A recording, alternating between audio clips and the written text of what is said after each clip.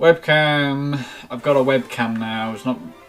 I mean, obviously, it's not the best quality. It's not an actual camera, but I got my face. It's better than the boring old template, so I thought I'd try that out. You know, I've got just about enough confidence to do webcam. So we've got another 4 movies en route to do, I guess, the bare minimum for each month, I guess. I might speed up towards the end a little bit. I want to get it done a little bit earlier because I'm enjoying this. Yeah, we've got another 4 films for February. These are the 4 films I watched in February. Maybe next month it might be 5, but yeah, let's get started with the first. Let's get started with the first film for February / country. That's the whole point. Hello, how are you? I am under the water. Please help me. You're too much really.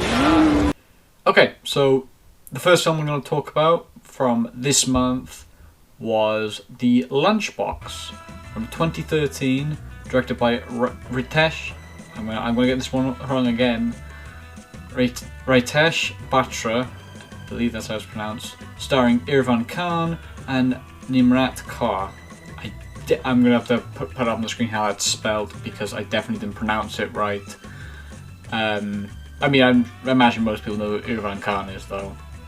And when looking for this film, I specifically tried to find an Indian film which wasn't a Bollywood film because I've already seen one of those, and I don't want to judge a whole genre just from one film, but not my cup of tea.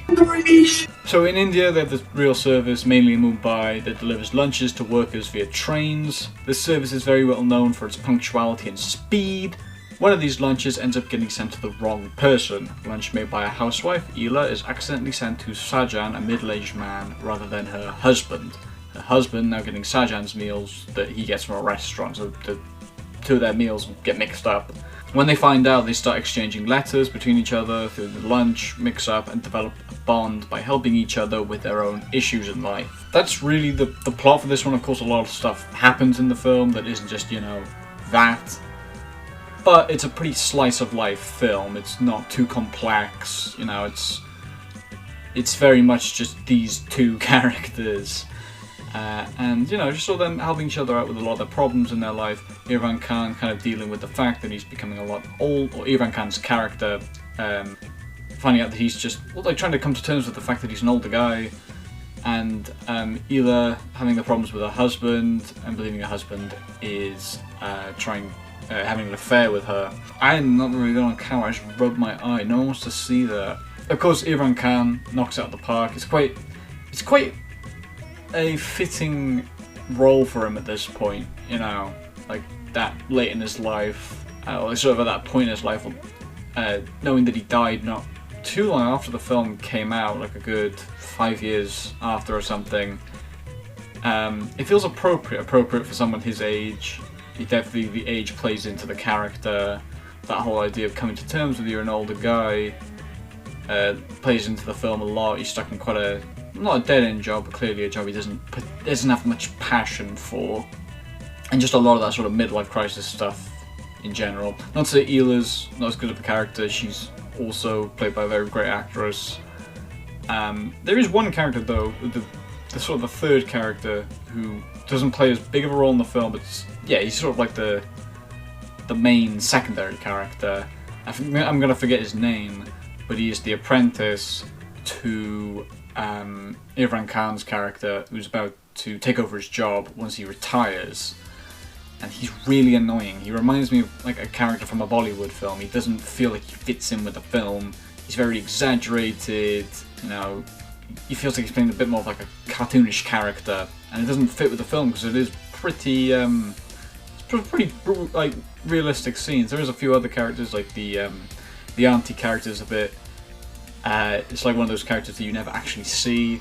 You just hear the voice of her, like that sort of that trope in like sitcoms. You know, you never actually see the character. You just hear their voice. So that kind of is a bit like, a bit silly, but like he does take it to like just at a really annoying level. He's not very funny.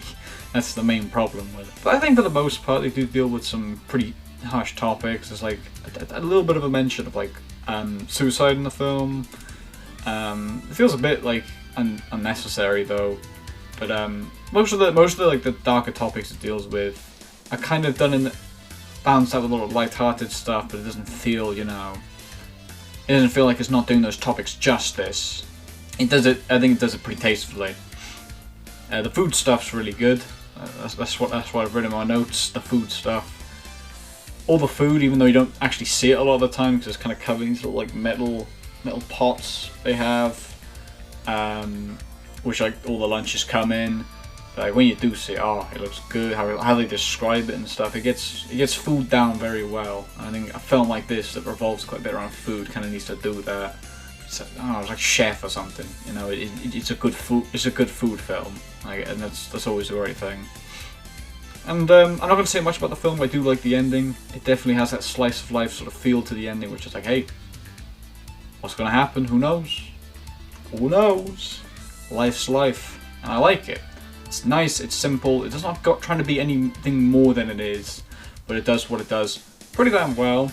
Yeah, I think if you just want like a small experience that doesn't feel, you know, like you're treating like a dummy, but it's just a little bit easier, it's a little bit more light-hearted. You can't go wrong with this. It's a pretty lovely film. I would recommend. Better than Three Idiots. There you go. Well done, India.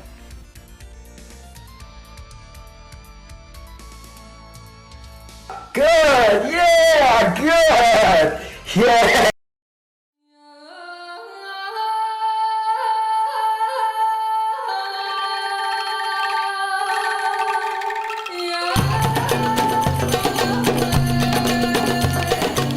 Oh boy, we gotta talk about a lovely film now. Oh. Chronicle of the Years of Fire, or as the subtitle said in the version of the film I watched, Chronicles of the Smouldering Years, or the Smouldering Years and the Years of Fire, like separate parts of the film. It's kind of confusing. It's a 1975 film directed by Mohamed Lakhdar Hamina, starring Yorgo Voyages. Voyages? I don't know, but he's in some stuff after this, like I think English-speaking films and stuff. Yeah, this was long. This is a 3-hour-long film, 3-hour-long historical drama set in Algeria. The film documents the beginning and what led to the Algerian... Did I write evolution? The film documents the beginning and what led to the Algerian Revolution from the eyes of a peasant, with most of the film taking place during France's occupation of Algeria during the Second World War. I should also mention this is the first Palme d'Or winner we get to talk about. There's quite a few coming up, mainly because it was just an easy way to find films for a lot of countries. I didn't know much about, you know, their film culture or whatever. I didn't know any particular ones. So, like Algeria, I don't know any Algerian cinema other than this. No, Battles of Algiers is not an Algerian film. This is a very similar point in history, I think, but this time it's being told from Algerians. So this is the Algerian perspective of the Algerian Revolution, or what led to the Algerian Revolution, because you see, like, it's in the last 15 minutes of the film. Which every 15 minutes in this film equates to about an hour, so, you know, make of that what you will. But it is often considered one of the best Arabic films. I'm pretty sure a comprehensive list of Arabic movies put it as the 3rd best Arabic film. So, clearly some people like it. I will talk about the positives I do have, because this film does have a lot of good. I'm, like, still pretty indifferent on it, I guess. The film can be pretty brutal, and, like, the good kind of brutal, the kind of brutal that this film needs to be to push its message. Yeah, there's a scene where, or there's like a portion of the film where there's a virus or some sort of illness which comes to like the Algerian town, and all the French like soldiers and all the occupants, I guess, the French occupants, just up and leave them to, loads of them to die. And there's a great scene where like the main character's holding his kid, and he's just walking through, and it's just like constant, like you can't even sit him down anywhere because there's just people flooding all the corridors. There's just people everywhere. People lying across the streets. You know, there's just no space to even like rest him. I thought stuff like that was really good. There's a few other scenes like that. There's like a lot of scenes of people fighting over water because it's quite a very hard to find commodity in Algeria, and a lot of stuff like that. I thought it hit pretty nicely. You know, I thought it was like, yeah, no, I think that was very well done. The character Mailud, I think that's how you pronounce his name, was actually entertaining and served the story very well. He basically plays that like village nut sort of character, you know, the village idiot, but what he's actually saying is actually predicting a lot of the stuff which happens in the film, which kind of makes it a little bit less unrealistic, but I think a lot of the stuff he says is kind of interesting. And towards the end of the film, he actually does play a pretty big role, and he actually gets a bit of character progression. And he's actually interesting, which I can't say about any other character in this film. And the last third of the movie is actually pretty good. Obviously, you know, it's a bit weird just watching the last third of the film, but if you do end up watching it, it's definitely worth watching the whole thing. It does get a lot better. There's sort of like a great bit with the different political parties, and sort of how that's when you actually get to see how the Algerian Revolution and Algerian revolutionaries sort of started. Yeah, there's a pretty big action set piece as well towards the end of the film that I wasn't expecting. That was really impressive, especially for the time. I thought it was really cool looking, and again, pretty brutal. You know, it still keeps with that brutality, which this film needs. That's about all the good I can really say about the film. Like I said, there is some pretty good stuff in here, and I'm happy I watched it. I wouldn't say that, you know, I mean, there's tons of other stuff I could have watched with that time, you know. Still haven't seen Inception, Baby Driver, Inglourious Basterds, Django Unchained, Wolf of Wall Street. You know, plenty of longer films I could have been watching, but I decided to watch this because Palme d'Or winner. But yeah, I'm getting into why I found this film really frustrating, which is maybe the first third and the second third as well. Man, is it long. Like, at least the second third did actually have some pretty important stuff going on in the film. It was still boring, but it still actually had some important stuff which affected the plot. The first third just goes on and on and on, and you could just condense it into like 10 minutes. The scene's going on for like 6 minutes, when they could have just been condensed in like one. You could have conveyed it so easily just in that 1 minute.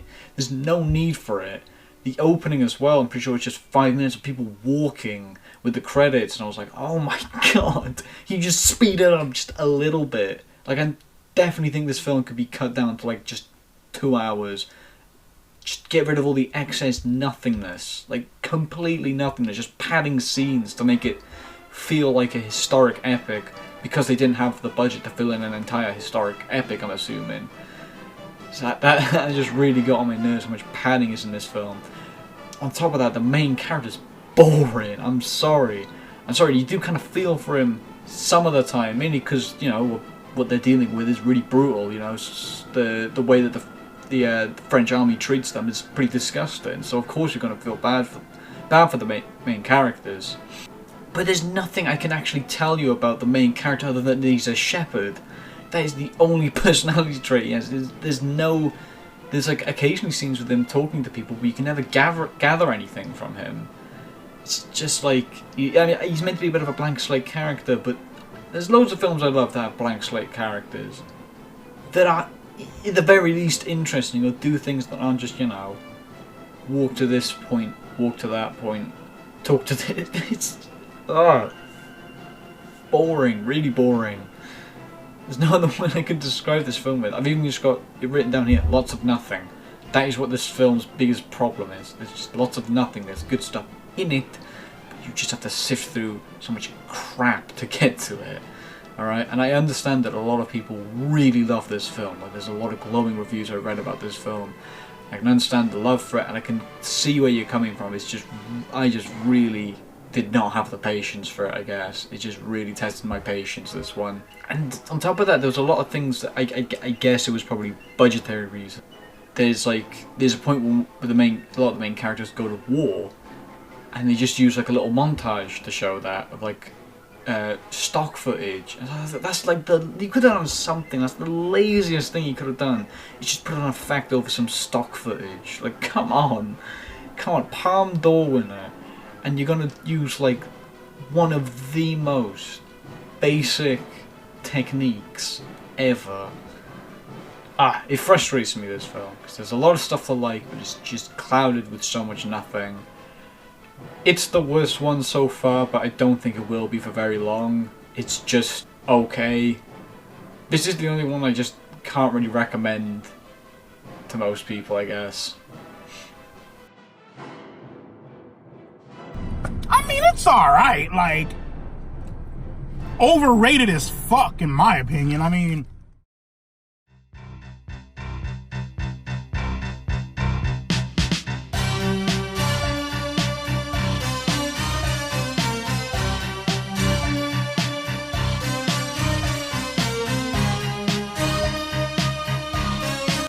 So for the Netherlands, we got Amsterdam from 1988, directed by Dick Maas.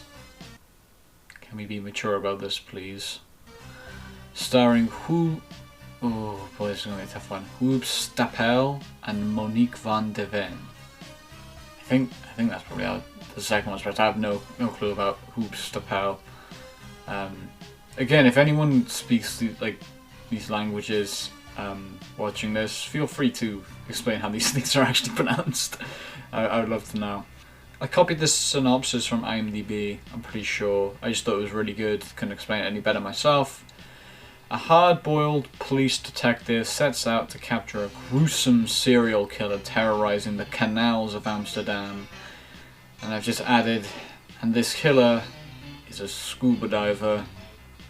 If Jaws stopped you from going into the sea, this is going to stop you from going into the canals, I guess. This is the Jaws equivalent of Amsterdam. So this is a slasher film, and it's kind of, I think, like the first sort of lowbrow film, I'm going to say. I mean, Trollhunters was a bit, it's a bit silly, a bit B-movie-ish, I guess, but this is just full B-movie. Slightly exploitation-y, like a tiny bit. A thriller slasher film. So, this is the first kind of lowbrow one, I would say. The film's concept is kind of cool. I do think it's a cool concept for a slasher. All the kills sort of revolve around the fact that he's a scuba diver, so the only two weapons he uses is like a scuba diver's knife they use to cut off the thing, or whatever, like all scuba divers carry one, so that makes sense. He's also got one of those like mini harpoon guns. You know the ones, I might put up a picture on the screen of it. I don't even know if those are real, man, they look so cool. So yeah, it's like, it's nice that it's not using just, some normal weapons, not the Michael Myers knife, or the chainsaw, or any of the basic stuff, or a gun. It's making it a little bit more unique, and it makes the design of it kind of cool. It's just like this it's just scuba gear, but it's all black. I don't know, it makes for something a little bit more unique than the usual. And the setting of Amsterdam is also just an awesome setting for a film like this, I think. The kills, obviously the kills are the most important part. There are some pretty damn cool kills, like I said. You got the neat weapons. There was one where he impaled someone on an anchor. Is one of the bodies he hangs from the bottom of a bridge, and it's like a bunch of kids on a canal, and then the body just scrapes by the window, like Homer Simpson in that one episode. Upon his wondrous creation. Now quickly, gaze down at God's fabulous parquet floor. Yeah, stuff like that I thought was great. There's a few kind of more boring ones, a few cutaway ones, which is kind of lame. But for the most part, they're really cool kills. I think it makes for a lot of creative stuff, and there's a good amount of them. It reminds me of something like Q the Winged Serpent. But yeah, it's kind of just like a silly slasher film. But if it's got some cool kills, then who cares, So the actual plot in this film and the characters, I mean, It's not brilliant. There's a lot of padding in the film, and there's a lot of pointless plot lines and characters. The main like police chief, which we'll get to, the police detective, we'll get to him, but his daughter sort of has her own storyline, which we kind of just occasionally cut to. She's got a best friend who's her tutor, who also has possibly real psychic powers, and found out where the diver was in a scene which was completely useless, as he shows up like right at the end of the film but to do nothing. So I have no idea what the point was of him or any of the scenes with him. There's a lot of stuff which doesn't go anywhere. He had like he was a rival to this other, well, not a police detective. I think he was a police chief of the canals or something. But he had like an argument with him 5 years ago, and it just goes absolutely nowhere. They have like one kind of nice little conversation at lunch, and he's forgotten about it in the film until the very end. There's loads of stuff like that, I think, it was what really got my nerves in this, and it just felt like pointless padding, because this film's it's not long, it's only like just under 2 hours, but like, it could have been a lot shorter. It could have been like an easy hour and a half. Again, more padding in these films. I'm not going to talk spoilers. This film's on YouTube, by the way, if you want to watch it. Same with Chronicles of the Years of Fire. Both films are available on YouTube. The Years of Fire one's in terrible quality, but I could not find the film in good quality anywhere. So that might just be the best you're going to get.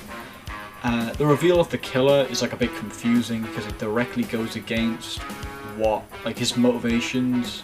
His motivations connect to like one of the victims, or two of the victims, but then like, why would he kill them? Because they're actually fighting for what he is trying to advocate for, like trying to, you know, get revenge for by just killing random people. Of course, it doesn't actually make any sense, but just really stupid stuff like that, and a lot of contrivances as well. Like, I'm not going to be all cinema sins and be all like, you know, like plot holes, like mentioning every tiny little plot hole or nitpick I can. But there's a lot of plot holes in this film. Like, there's a lot of things where it's like, why didn't the killer do that? Why didn't the killer do that? Why didn't they do that? Like, they could have just done this. Literally making no sense, just so they can have a cool action scene. And because it's not really that important in this kind of film, you don't really care, but they are really noticeable. Like, I'm not very good at noticing plot holes, but I was noticing them all the time in this film. The main character, I'm forgetting his name now, but he is literally like every action hero from like a cheap 80s film. Like, if you've ever seen just some kind of like 80s exploitation-y horror film, you know the character. Like, he's like a hot shot, but he's also like a great detective who doesn't play by the rules, and he's a bit of a womanizer. He's slightly better than most of those other characters, you know, slightly less of a womanizer, so that makes him just ever so slightly more interesting, but it's still just like the archetype of the time, and yeah, that's a bit annoying. The main reason to watch this film is for the 2 chase scenes in it. The chase scenes are awesome. Amsterdam's like a cool place to have a chase scene anyway. But there's one on a motorcycle, which just like, it's just a fun, pretty well shot chase scene. And then there's one towards the end of the film which goes on for like about 10 minutes, and it's a speedboat chasing. That is the best one. That is, like I said, you can look up the film on YouTube, you can watch the entire scene, just crazy stuff happens, you know, jumping over bridges and like boats blowing up. It's just nuts. And it keeps going and going. It's like, oh my god. If you're gonna watch the film, that's kind of the thing you want to get to, you know, that's what kind of adds that little bit to it, you know. From just being a normal slasher film, it kind of uses its setting and a lot of its themes, and it's like, hey,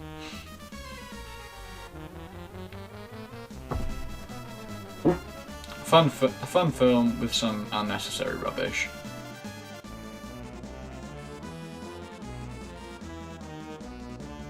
I'm giving this one a 6 out of 10.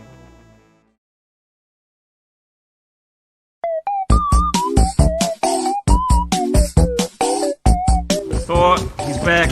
That kid on the TV just called me a dickhead again. So rounding up February with a film that I've wanted to watch for a pretty long time now. Once Were Warriors. This is the New Zealand film. It was released in 1994 and directed by Lee Tamahori, starring Rena Owen and star of The Mandalorian, Tamora Morrison. Well, not the star, but Boba Fett. I'm going to give a quick warning. I don't think I've had to do this for any of the films yet, but there's going to be a few others I'm going to have to do this for. This film does contain some pretty extreme stuff. It is a very difficult film to watch. Mainly stuff about domestic abuse, sexual violence, suicide, and basically all the touchy subjects. Like it's a rough film. I had no idea going in. It was a bit of a shock.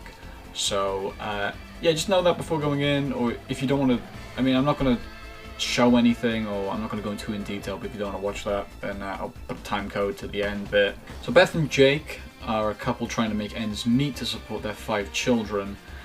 We discover later that Jake has a severe drinking and violence problem that is often taken out on his own family. When their 2 oldest children leave the house, Beth and her 13-year-old daughter Grace are the ones left to keep the family together. Lovely stuff. That's the film. I mean, I'm gonna grab the... I just wanted to grab the DVD to this film. This is what it looks like.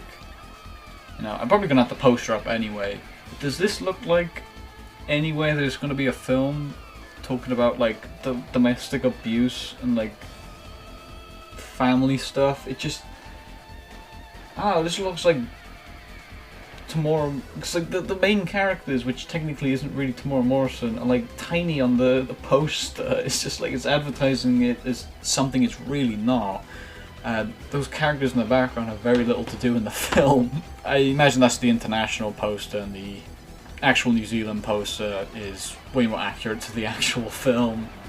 Like Tamora Morrison doesn't even have top billing. It's Rena Owen who has top billing. I'll start off with the fact that both the leads are brilliant. I mean, most of the actors in the film are brilliant, but oh my god, Rena Owen has some really intense scenes, especially towards the end of the film, that are just does them amazingly. Really, she is like the emotional center of the film throughout the whole thing, I'd say, and I think she's just got such a powerful performance in this. It's absolutely excellent. But, Tamora Morrison, wow, he is terrifying in this. Like, I mean, he is terrifying. But at the start of the film, you do not see it coming, because he puts on like this facade of being friendly and charming. And it's so believable. It's like, I was like starting to think like, this is going to be a nice film. This is going to be I don't think this is a spoiler either, because it happens like 15-20 minutes into the film that we find this out. But it's the truth, isn't it? Like, that's what's scarier than, him just being like loud all the time and always being really obvious about what he's doing. It's the fact that like he's hiding it and other people can believe that, nothing's going on. And I think that's way scarier than someone who's just constantly shouting, constantly angry, and constantly obvious that they are an abusive, violent person.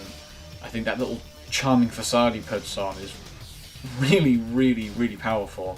Despite the heavy subject matter of this film, there's a lot of nice small moments. I was going to compare it to City of God, because I think City of God has like equally tough subject matter and a lot of really tough scenes. Like, I'm pretty sure I mentioned it in my top 10 villains video, which I don't really agree with most of the stuff on that anymore. I think a lot of the people I put on that list, a lot of the characters I put on that list, aren't actually villains, more just antagonists.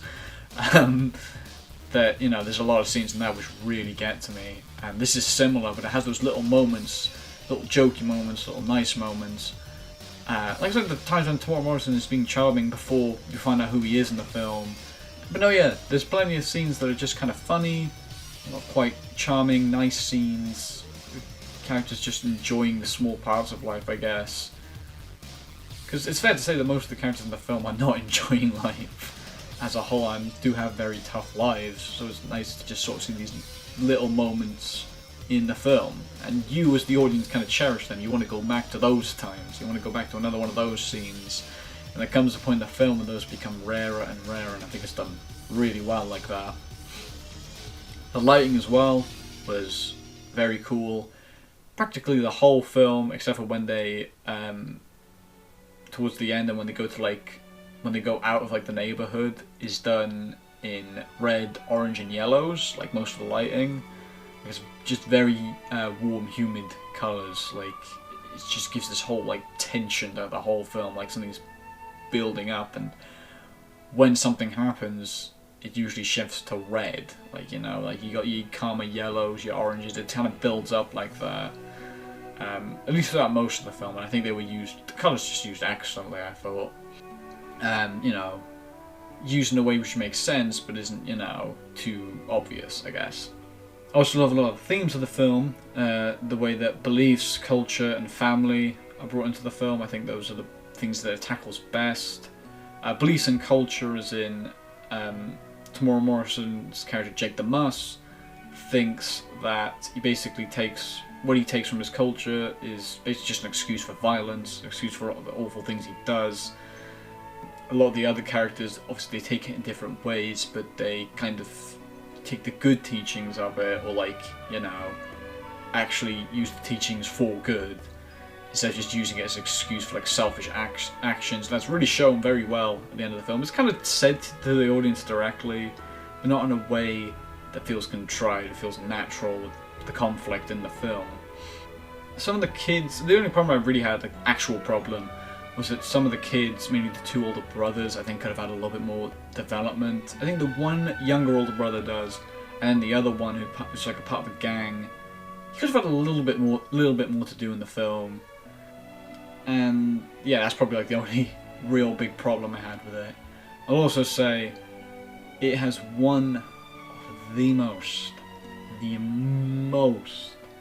satisfying endings in a film. Oh my god. Oh, it's a good build up and payoff. Just not saying, but wow. I can't remember the last time I was just like actually like chanting stuff, you know. I was like getting that into the film.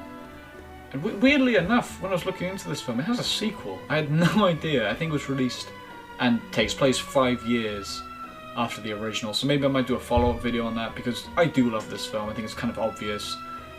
It's not as good as Embrace of the Serpent, mainly because I love Embrace of the Serpent because I think that's an almost perfect film. This is also an almost perfect film, but not as almost perfect. I just kind of personally love it. But I highly recommend this one. Once again, Content Warnings, it's pretty tough. Like, one of the toughest films I've ever watched. If you can stomach that, then this is a big recommend, a 2 thumbs up. You are great! You are magnificent! So, the films go Algeria, Netherlands, Wales, India, France, Sweden, New Zealand, and Colombia. Still at the top. Now Wales has got, you know, a little bit further up, which is always nice. Yeah, I'm definitely enjoying this so far. I've still got 42 films left, of course, so there's plenty of room for another worst, and a little bit more room for another best. But, you know, judging some of the films that we've got coming up, you know, we've got films like Come and See.